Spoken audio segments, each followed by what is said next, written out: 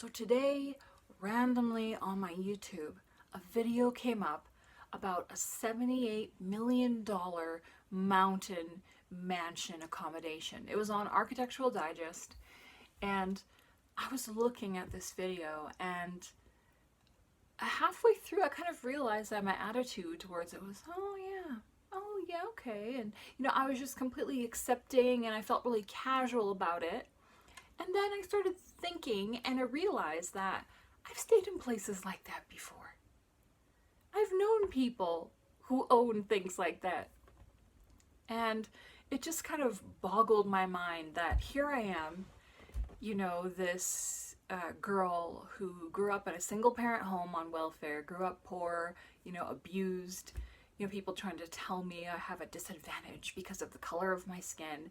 And here I am, I'm looking at a $78 million property and thinking, oh yeah, I've been places like that before. Oh, that's cute.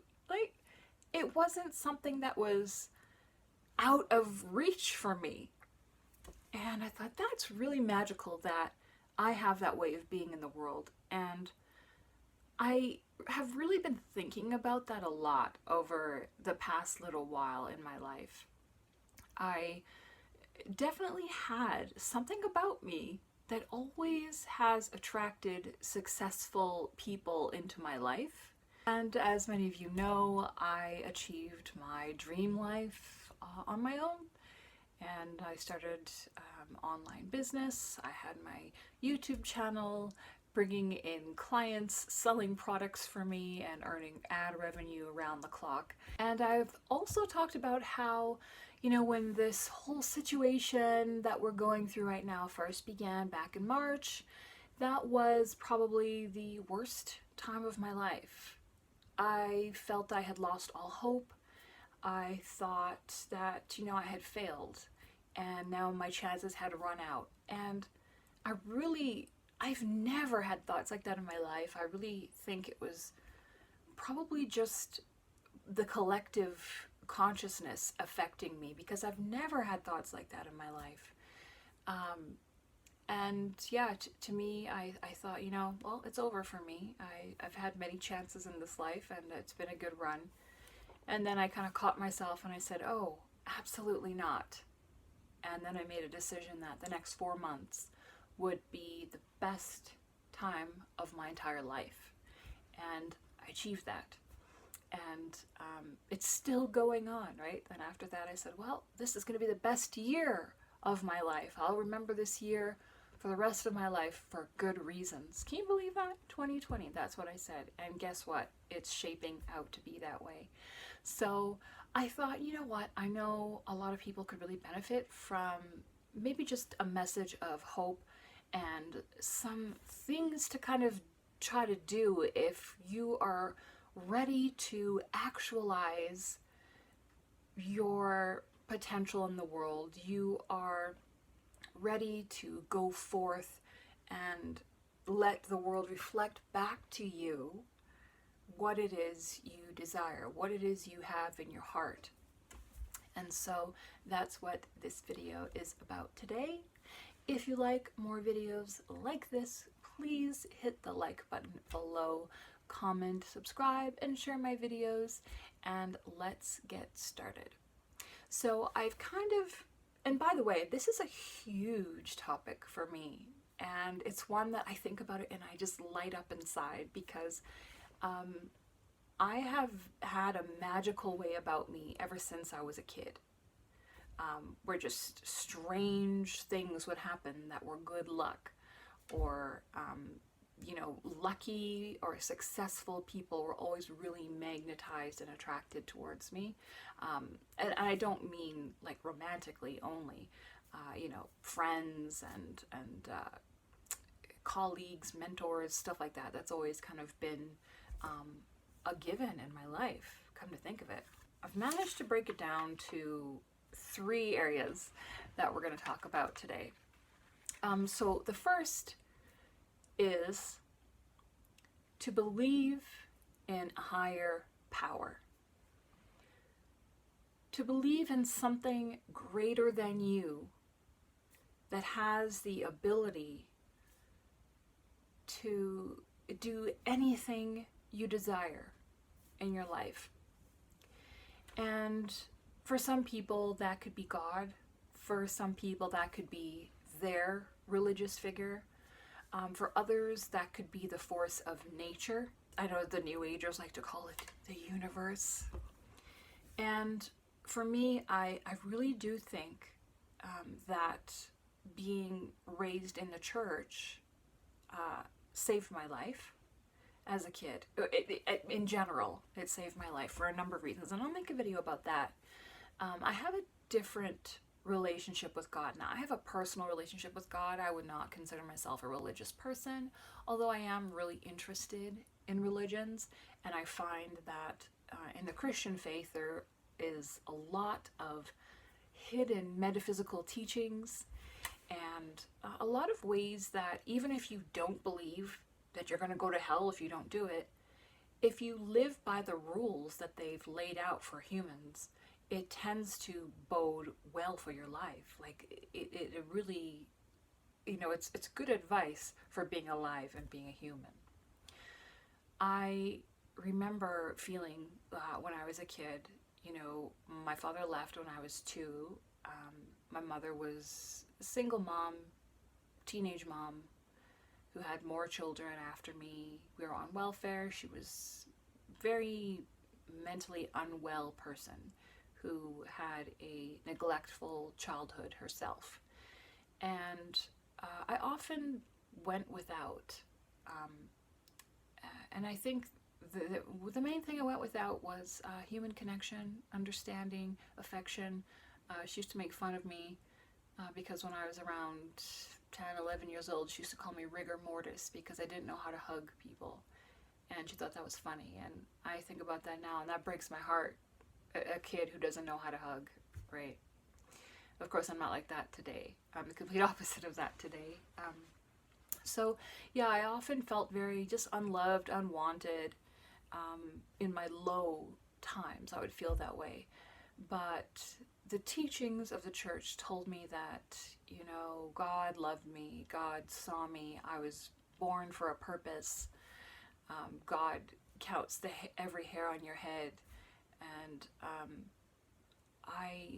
the faith of a mustard seed, I believed all of these things. And I felt them deep within my spirit.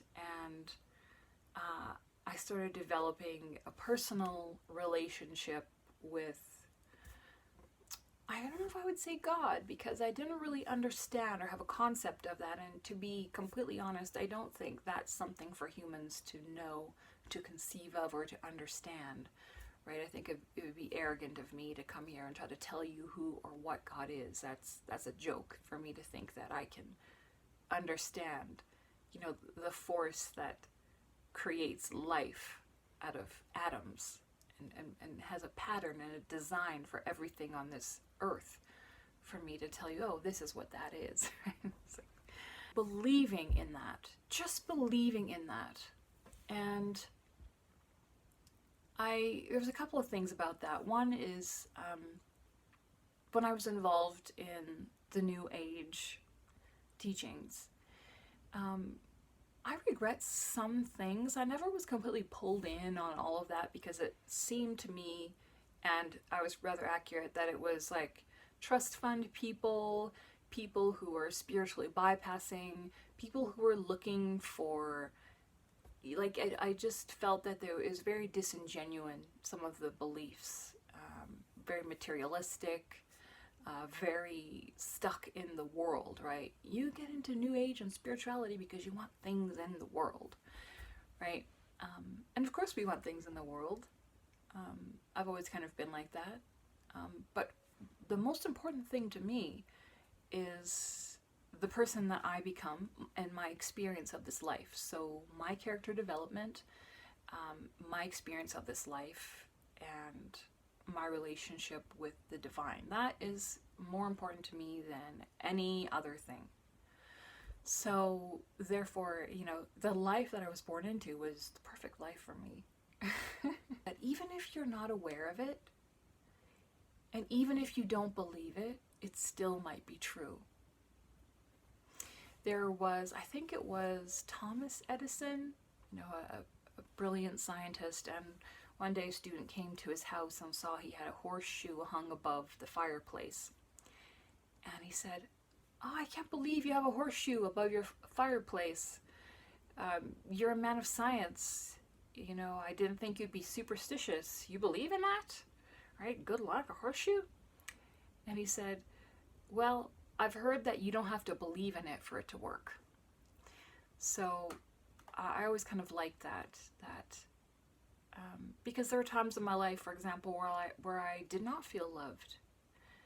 But you have to know in those times that even if you're not aware of it, it's possible that you are loved anyway.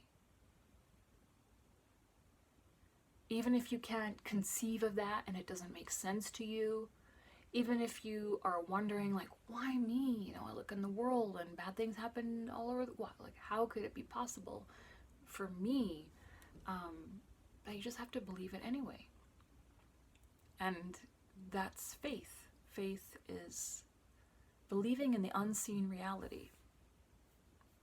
And for me, it works.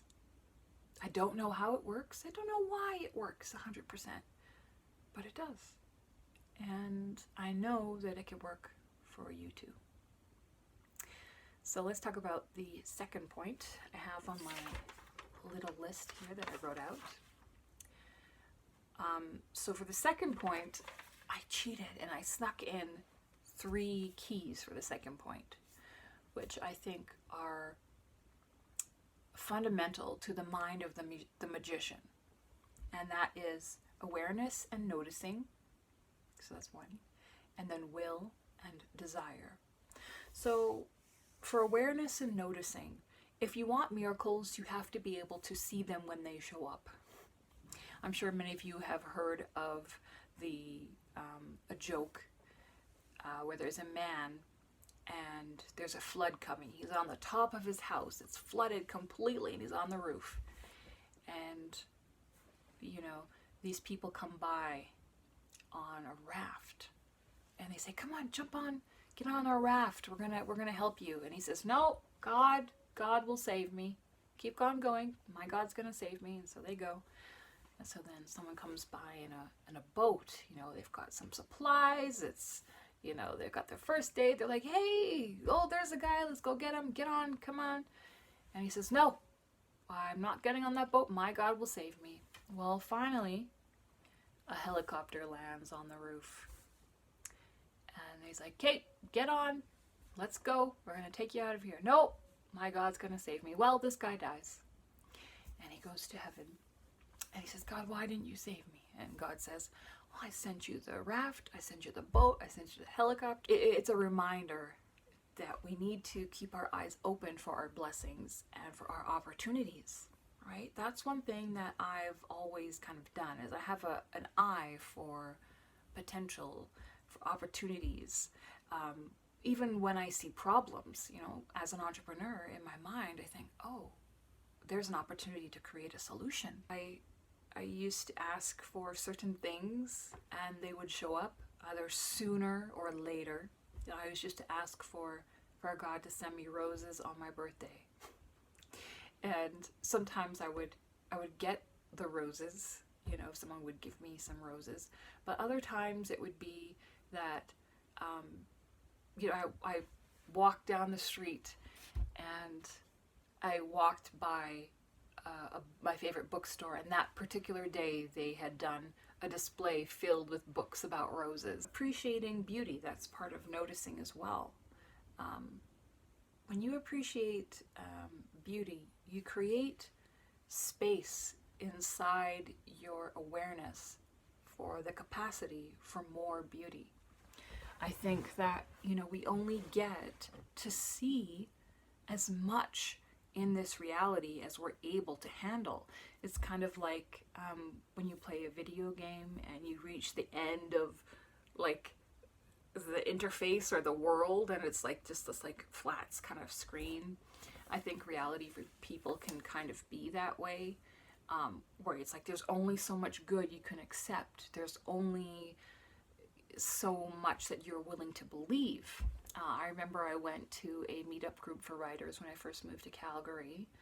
I was just looking to meet new people. I came out from living in the mountains and realized, I'm getting kind of lonely. Let me just go meet some people, whatever. And I met a guy there who he had seen that I had RSVP to that meetup, and he'd Googled me, and he was like, when I got there, he's like, I have to admit, I looked you up. I'm really impressed, and I want to know, like, how can I make money off of my book like you did? And and he told me, yeah, I've been, I applied to hundreds of publishers. I hired a book agent. I got, these photographers and these designers, and I got everyone to do everything and do it up fancy, and, I still haven't made a dime off of it, and now I'm in the hole from all the money I spent, and it's just not working. How do I do it? Like, what did you do? How much did you spend? Like, what was your strategy? And I said, I think I spent $50. I said, oh wait, no, I spent $100. I spent $100. I spent $50 on the domain for the website, which I created myself, so that was free. And then I spent $50 getting someone to design the cover for me on Upwork. And then I just published it myself and promoted it myself. And that's it. And this guy's face, it was just like blank. Like, you could see, I just like wasn't registering. And he's just like, well, who's your agent? Do you have a manager? I was like, no, I didn't do any of those things. I'm like, no, I didn't. I'm like, I have no time for that. And my art is really important to me. And, at that point in my career, I just don't really trust anyone else. And I don't see the point of spending money to do something when you're not sure if it's going to make a return for you, right? I would never do that. No, I'm a do-it-yourself kind of girl. And that way I know that things are up to my standards. And this guy, he was like, I don't believe it. He said, no, you can't make money on a book unless you spend a lot of money. And I said, yes, you can. I did it. And he was like, no, it's not possible. And it was so interesting to me because you really have to think and look at your life, because sometimes we show up in other people's lives.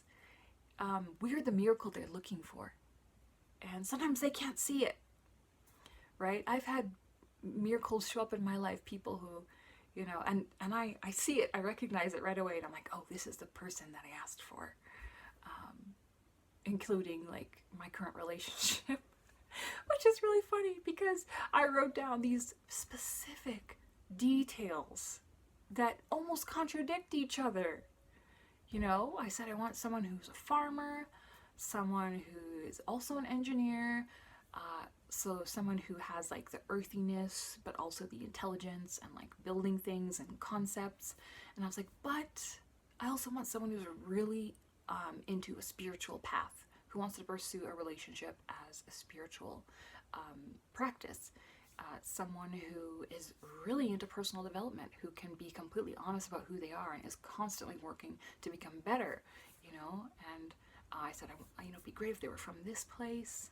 I'm tall, so I was like, maybe a tall guy, and that guy showed up literally, and he's better than I could have thought. All of my relationships have kind of worked out like that. You have to know the miracle when it shows up, and you can't deny it, right? And part of that is dealing with your trauma, right? Because if you don't believe you deserve things, or if you're used to things getting taken away from you, you might not be eager to accept opportunities. That was something that I went through as well.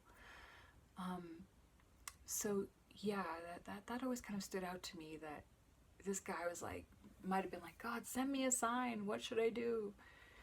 I want my book to get out in the world, and I've spent all this money, and I need to know that it's possible. And he's sitting right across from a Delran Tran in a bookstore who's saying, oh yeah, just do this. And he's going, that's not possible. So, and it just makes me laugh.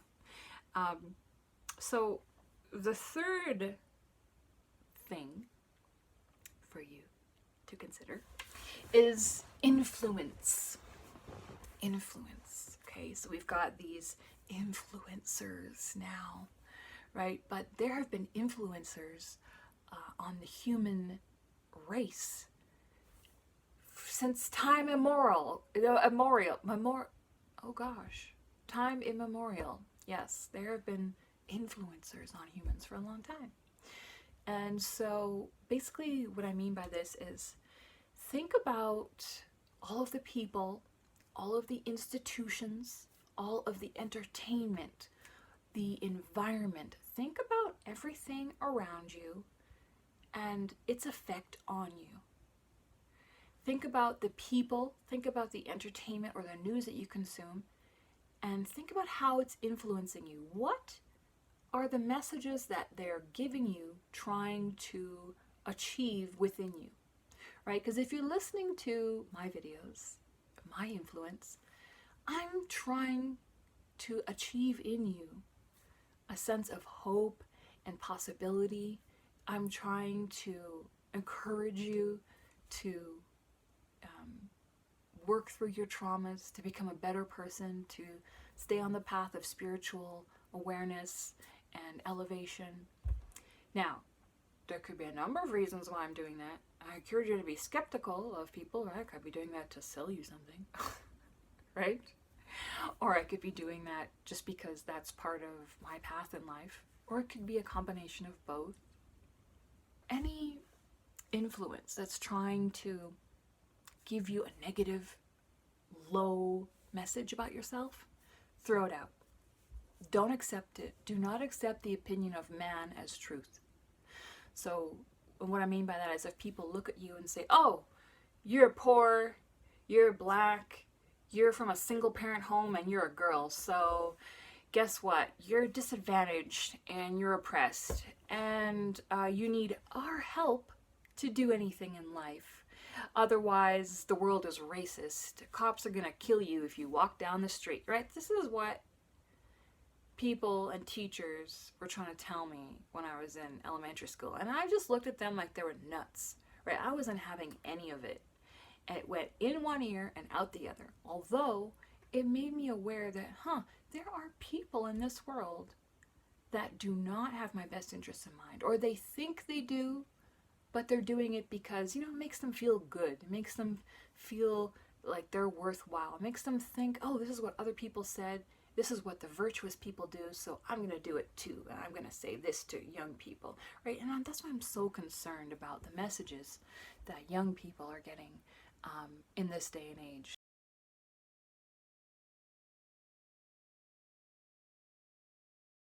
Because there is a war on for your attention, right? As a magician, your attention and your focus is invaluable. Do not let cheap, foolish, scared, potentially evil humans hijack your attention and your awareness and your emotions, right? They're out for all of those things, right? So don't let them do it. Don't listen. And that saved my life. The fact that I am so willful in that, and that I always have been, listening to the tune of my own drum. And that saved my life.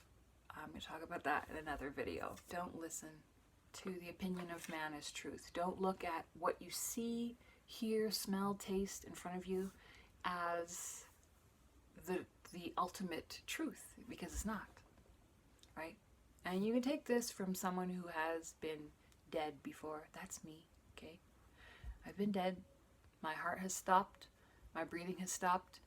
And if a doctor were to look at me in that moment, they'd be like, this is a dead person. Maybe they could put something on and see that had a little bit of brain activity going on, possibly. I have defied death numerous times. I've been revived, brought back, my heart got restarted. I've seen and experienced things that lead me to know without a doubt that this reality that we see in front of us is not as real as you think, and it can be manipulated. And if your intent, right, your will and your desire, your intent for that is on a spiritual path for awareness, to go forth in the world and show the glory of your Creator, right? Whoever that is for you, you can't be stopped. You can't. Because they're going to try to get to you. They're going to try to get you with the news, the music. You know, oh gosh. The music that they have in this day and age is really horrible. It's always been really disempowering for everyone, for certain races of people, for certain classes of people, for women. You know, you've got this nasty music. So, I mean, that's just another little thing that I do, is I listen to really beautiful, inspiring music. I'll link some of my favorites below this video. The entire Sarah Brightman album called Dream Chaser. That one I have created new realities out of by listening to that album, like out of thin air that have come, you know, I just kind of drove through the mountains and drove into a new reality by listening to that album. I'm going to leave you with a final thought, and that is the definition of success. And I think I've heard this from Brian Tracy. I'm sure it's one of those things that goes all around in the motivational community. But the definition of success is someone who has a meaningful and worthwhile goal and is working towards it. That's it. That's how you become successful. So think about that now. Think about all the things I've said. Set a meaningful and worthwhile goal to you. No matter how big, no matter how small, and just start working towards it. Make it with every decision that you make in your life going forward. And I will see you again soon. Thanks so much for watching, and bye for now.